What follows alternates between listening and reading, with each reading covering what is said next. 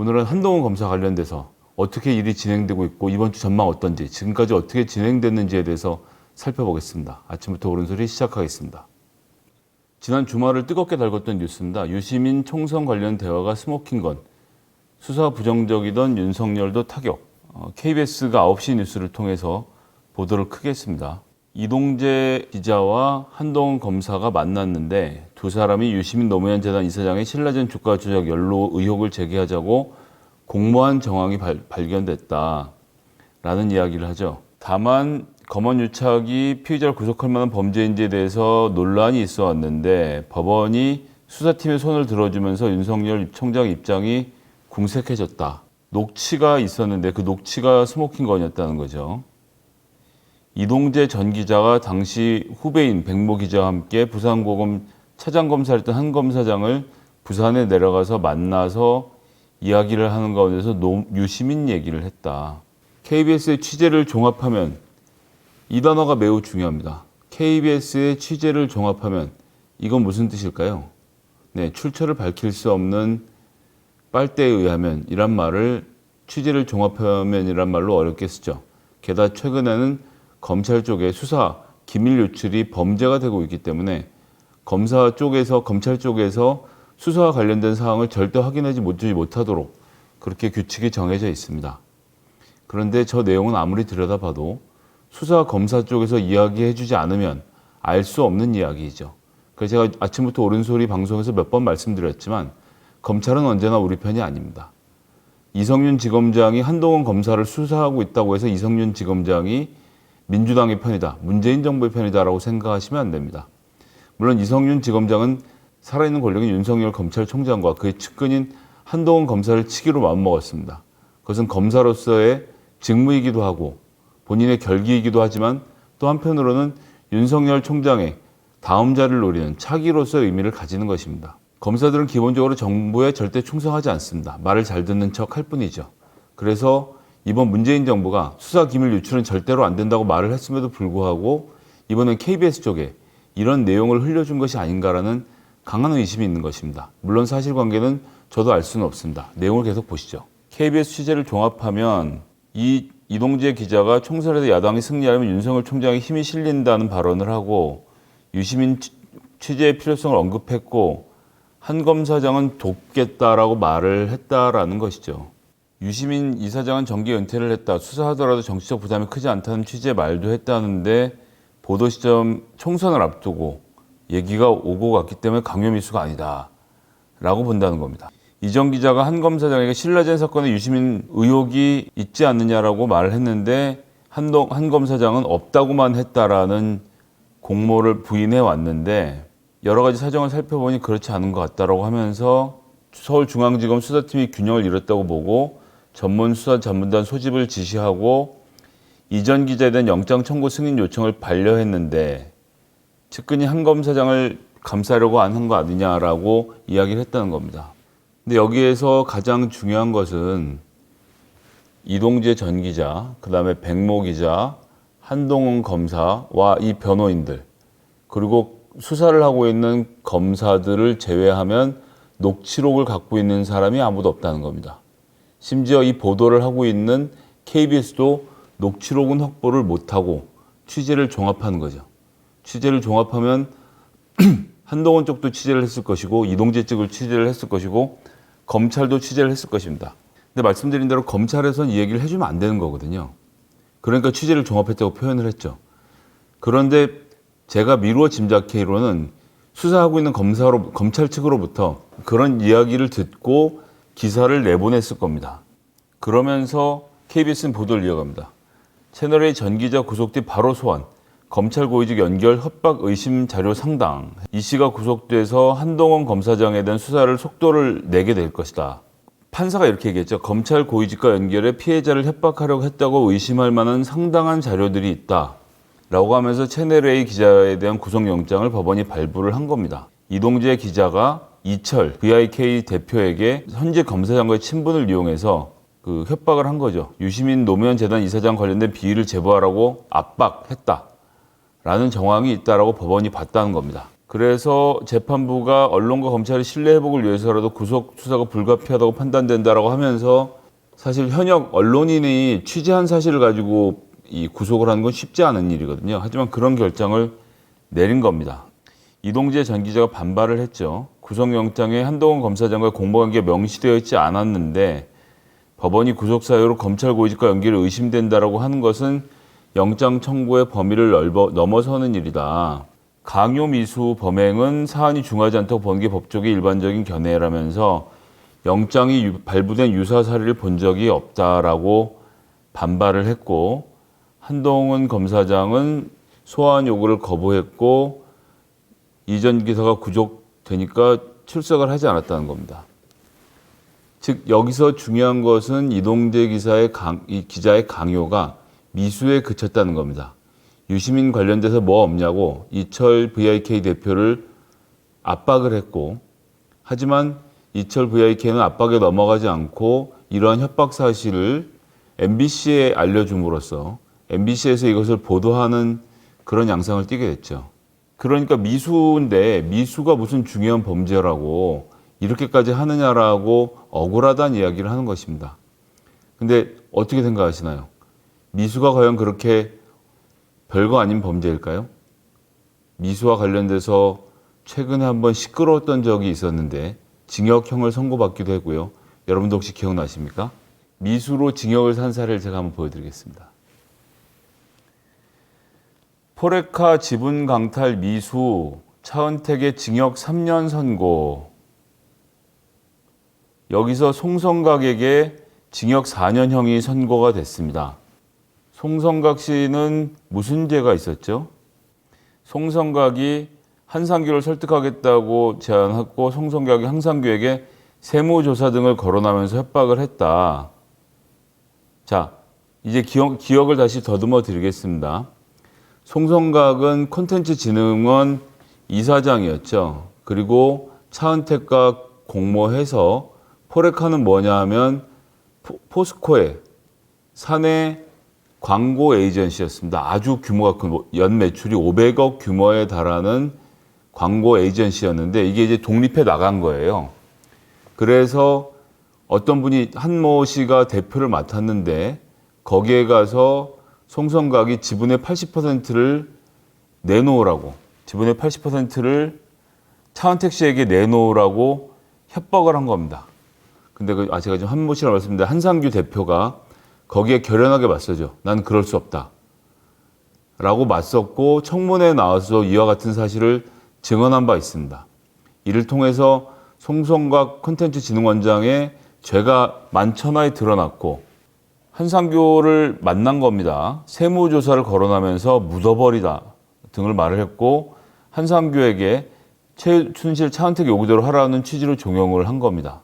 송성각은 한상규가 단독으로 포레카를 인수하려고 했던 사실을 잘 알면서도 차은택의 범행을 막을 수 있도록 설득한 노력을 하지 않았고 협박을 통해서 강요를 해서 지분을 넘겨받으려고 하다가 미수에 그친 범죄였습니다. 왜냐하면 포레카는 결국 한상규 씨가 지켰거든요. 송성각에게 징역 4년, 차은택 징역 3년형을 받았는데 그것 외에 범죄도 있으니까 차은택 씨의 얘기는 별개로 하더라도 송성각 본인은 강요 미수로 징역 4년을 선고받았습니다. 물론 구속됐었죠. 이럴 정도로 강요 미수도 대단한 범죄인 겁니다. 이게 정말 막았으니까 미수인 거지 유시민 이사장이 이동재에 의해서 이동재가 이철을 설득해서 이철 씨가 내가 2억 원을 유시민 장관에게 8년 전에 준 적이 있습니다라고 진술해버리면 그 뒤에 몰아닥쳤을 후과에 대해서 한번 생각해 보십시오. 지금 아마 이 방송에서 혹은 우리 방송을 보고 계신 분들이 어떻게 유시민 장관이 그럴 수 있느냐면서 싸우면서 한편에서 유시민 장관을 믿는다. 한편은 유시민 장관이 어떻게 그럴 수 있느냐. 그 딸이 유학자금이 그 돈이라더라. 부터 시작해서 여러 가지 난리가 났을 것입니다. 미수가 아니었다면 얼마나 큰일이 났을지 여러분들 짐작해 보시면 알 겁니다. 그렇기 때문에 미수라고 하더라도 범죄는 범죄인 것입니다. 기업을 꿀꺽 집어삼키려고 했던 미수에 대해서도 징역 4년을 선고한 전례가 있습니다. 물론 구속도 되었고요. 미수가 이만큼 중요한 범죄라는 것을 이제는 이동재 기자도 좀 알 필요가 있지 않나라는 생각이 드네요. 그런 상태에서 반격이 나왔습니다. 한 건 걸리면 되지. 한동훈 이동재 녹취록을 공개를 한 겁니다. 즉, 이 사건이 이동재 기자에게 불리하게 돌아가자 이동재 기자 측에서 이 녹취록을 공개를 했습니다.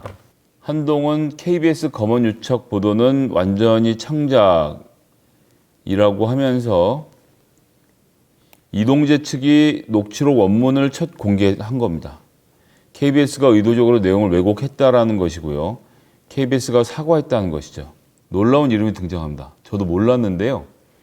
해당 녹취록을 누가 갖고 있었냐면 이 전 기자 측의 주진우 변호사였던 겁니다. 주진우 변호사는 누구죠? 박근혜 정부 시절에 민정수석실에서 일하던 행정관이고 김태우 수사관이 폭로했던 그 관련 건들을 문재인 정부에서 수사했던 수사검사입니다. 특수통 검사고요.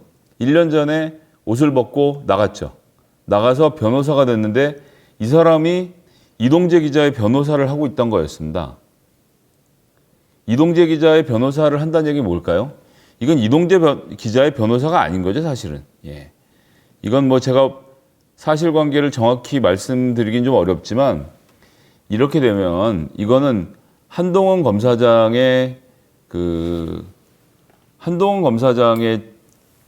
변호사나 다름없다고 봐야 됩니다. 왜냐하면 한동훈이 KBS 검언유착은 완전히 창작이라고 말을 한 당사자가 한동훈이 아니고요.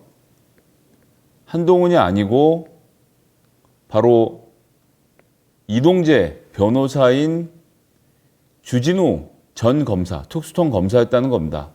즉 이 문제는 윤석열 사단의 특수부 검사들이 전현직이 함께 나서서 어떻게든 해결하려고 하는 매우 중대한 문제임을 여기서 쉽게 알 수 있겠죠.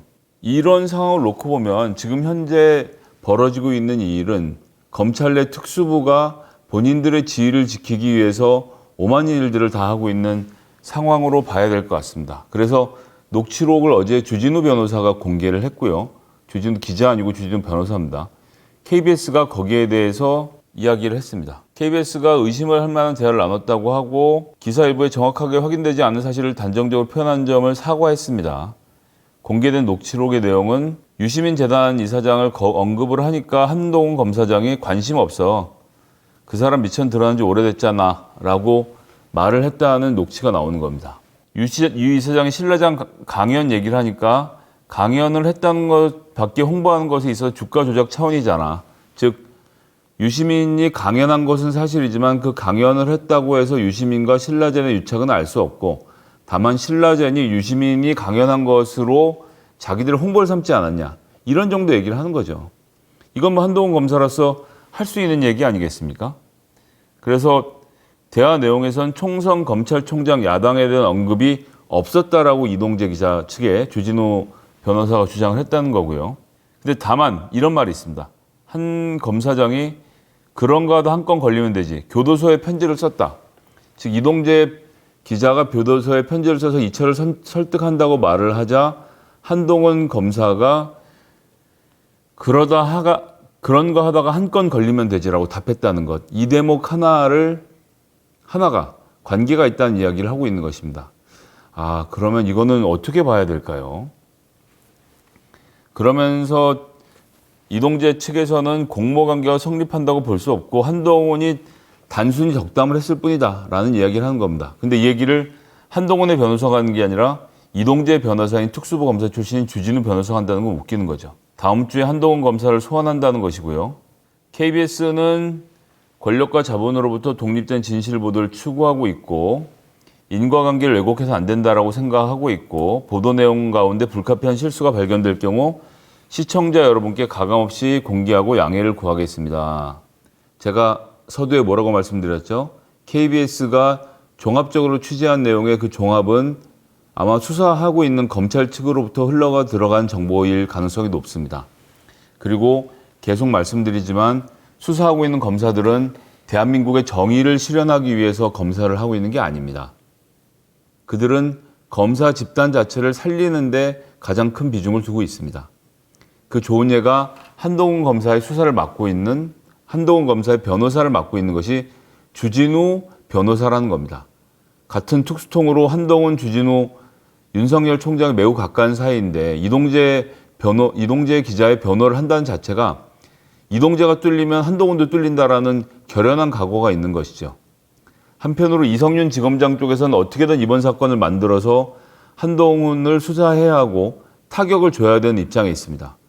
검찰 내 최고 살아있는 권력인 윤석열 총장하고 맞서기로 한 다음에 이기지 않으면 안 되는 상황에 몰려 있는 겁니다.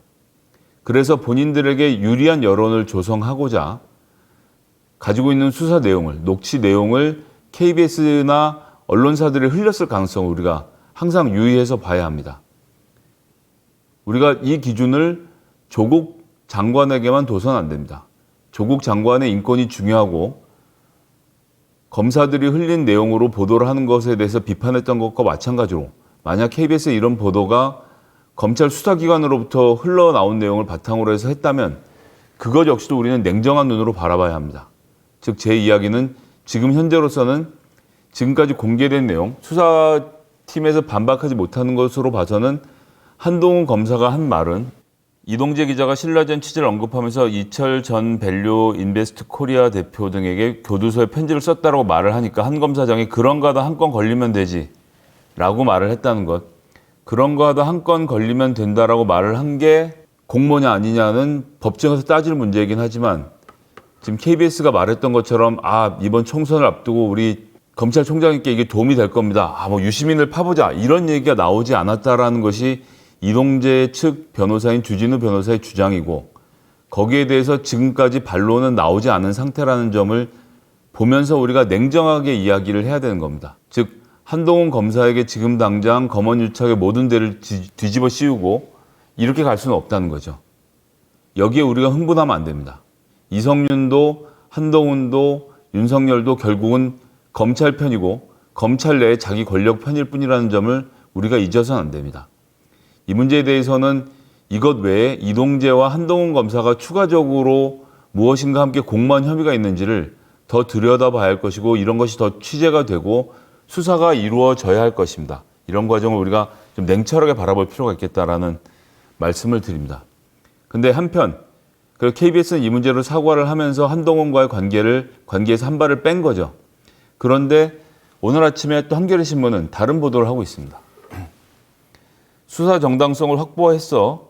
그래서 한동훈은 이번 주에 소환할 거야. 라는 이야기를 하는 거죠. 검언유착 의원 사건의 핵심 피의자인 이동재 전 채널A 기자가 17일 구속된 건 법원이 수사의 정당성을 인정했다. 객관적인 판단을 할 수 있다는 것을 보고 그러니까 검찰 수뇌부 안에서의 판단이 매우 극명하게 갈렸는데 거기에 대해서 판사가 객관적으로 판단을 한 상황이다. 그래서 이제 한동훈 검사장과의 공모 여부에 대해 본격적으로 수사를 착수할 것이라는 예측을 하는 겁니다. 법원은 피의자와 관련자라면 관련자는 누군지 아시겠죠? 예. 광범위한 증거인멸로 수사를 방해했다. 지금 당장 한동훈 검사도 본인의 전화기에 그 비밀번호를 풀지 않고 있는 상태 아니겠습니까? 영장이 발부된 것 하나로만 놓고 봐도 이미 큰 일이라는 것이고요. 예. 이전 기자가 방송 보도한 다음 날인 4월 1일에 허위로 휴대전화 분실 신고를 한 다음에 4월 3일에 저녁에 잃어버린 휴대전화를 찾는다면서 술집까지 찾아가면서 했다가 4월 6일에는 휴대전화를 분실한 게 아니라 가족이 수도권 어딘가에서 제3자에 맡겨놨다. 라고 해가면서 이 허위 보고한 사실을 인정한 상태인 겁니다. 이미 매우 문제가 있었고 핸드폰도 노트북도 업그레이드 할 필요가 없었는데 바로 포맷을 했다는 거죠. 이런 것이 구속을 불러왔다는 것이고요. 윤 총장이 그럼에도 불구하고 한동훈을 지키기 위해서 무리하게 내부 갈등을 조장한 것에 대한 책임이 크다는 이야기를 하고 있는 것입니다.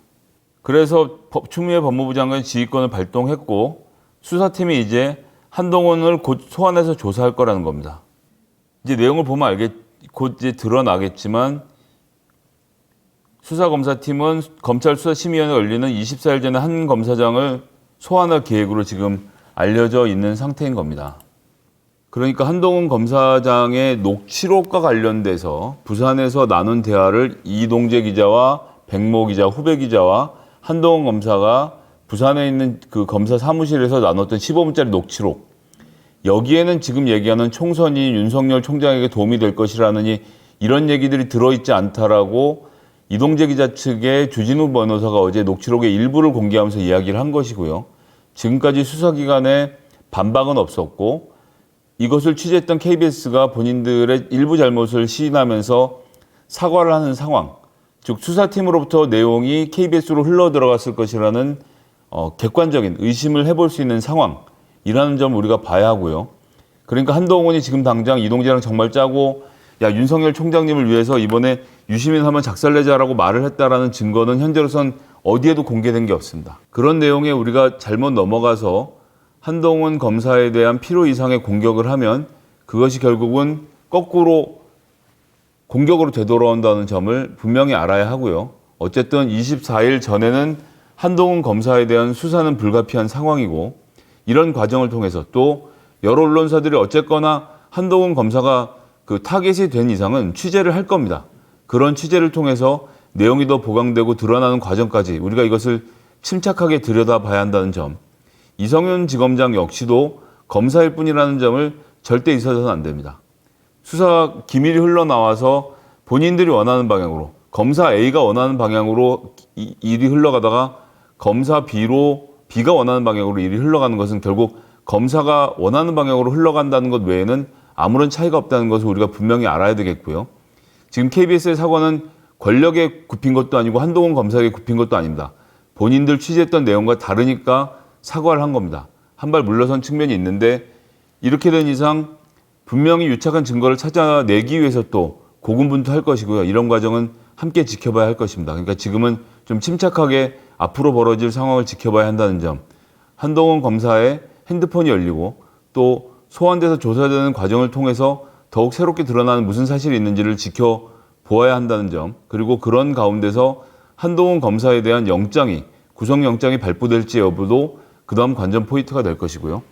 20일, 이제 3주 남았습니다. 3주 안에 기소 여부를 결정해야 되는데 수사팀이 과연 법원을 설득할 수 있을 것인지, 이런 과정들을 종합적으로 냉철하게 바라보면서 이 문제에 접근해야지 오늘 내일 당장 한동훈이 날아오고 내일 모레 윤석열 검찰총장이 사퇴할 거라는 생각으로 이 문제에 접근해선 답이 나오지 않을 것이라는 말씀을 드리겠습니다. 자, 이상 주말에 벌어졌던 KBS와 한동훈과 이동재 사이에 벌어졌던 여러 가지 일들에 대해서 설명을 쭉 드렸고요. 지금 이 순간은 우리가 좀 더 침착하게 이 문제를 바라봐야 된다는 점을 마지막으로 오늘 아침부터 오른설이 7월 20일 방송을 마치도록 하겠습니다.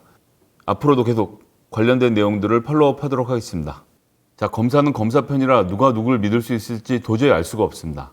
지금까지 진행됐던 사항, 추미애 장관이 윤석열 검찰총장을 어떻게 제압했는지가 궁금하시면 위의 영상을, 그리고 윤석열 총장이 그럼에도 불구하고 한동훈 검사를 지키기 위해서 어떤 반격을 준비하고 있는지가 궁금하시면 아래 영상을 눌러서 직접 확인해 주십시오.